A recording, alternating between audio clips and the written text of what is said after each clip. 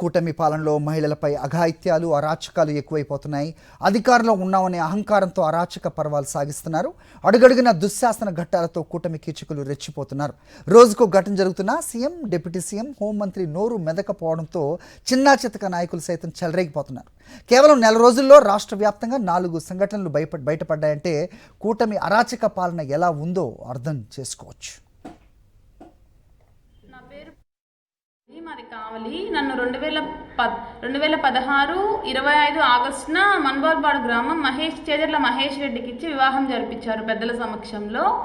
అప్పటి నుంచి నన్ను చాలా విధంగా వేధిస్తూ చాలా ఇబ్బందులకు గురి చేస్తున్నారు. నా మీద నానా రకమైన కేసులు పెట్టడము, ఈ కేసులకు వెనక పమ్మిడి రవికుమార్ చౌదరి ఫోన్ చేయడము, నన్ను నానా విధంగా ఇబ్బంది పెడుతున్నాడు.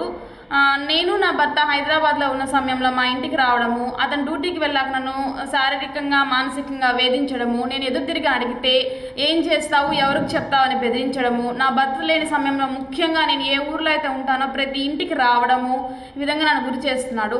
నేను నా భర్త కలిసి కాపురం చేసేదానికి సహకరించకుండా నా భర్తను తన ఇంట్లో పెట్టుకొని ఇప్పటికీ కూడా నా భర్త, తన అమ్మ, నాన్న అతని గెస్ట్ హౌస్లో మన్బోల్పాడు గ్రామంలోనే ఉన్నారు.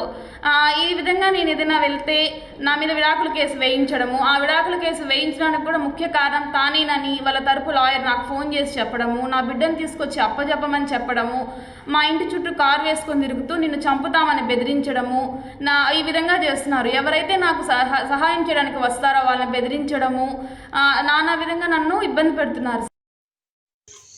టీడీపీ అధికారంలోకి వచ్చిన తర్వాత నా మీద దాడులు చేయడం మొదలయ్యాయి. నేను స్కూల్ దగ్గరికి రాకూడదు, నువ్వు స్కూల్ దగ్గరికి వచ్చావంటే నిన్ను చంపేస్తామని బెదిరిస్తున్నారు.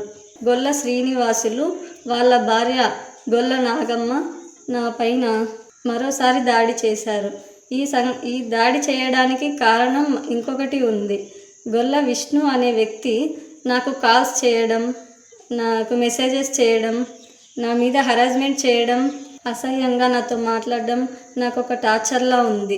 వాడి ఫోను, అతని ఫోను తీసుకురమ్మనండి, నా ఫోను ఇస్తాను. మధ్య వ్యక్తులు ఎవరెవరితో చాట్ చేశారో వాళ్ళ ఫోన్లు తీసుకురమ్మండి, సైబర్ క్రైమ్ వాళ్ళే చూసుకుంటారు. కానీ పోలీసులు మాత్రం న్యాయంగా ఇచ్చేసుకుంటే న్యాయం జరుగుతుంది సార్. నేనే తప్పు చేయలేదు.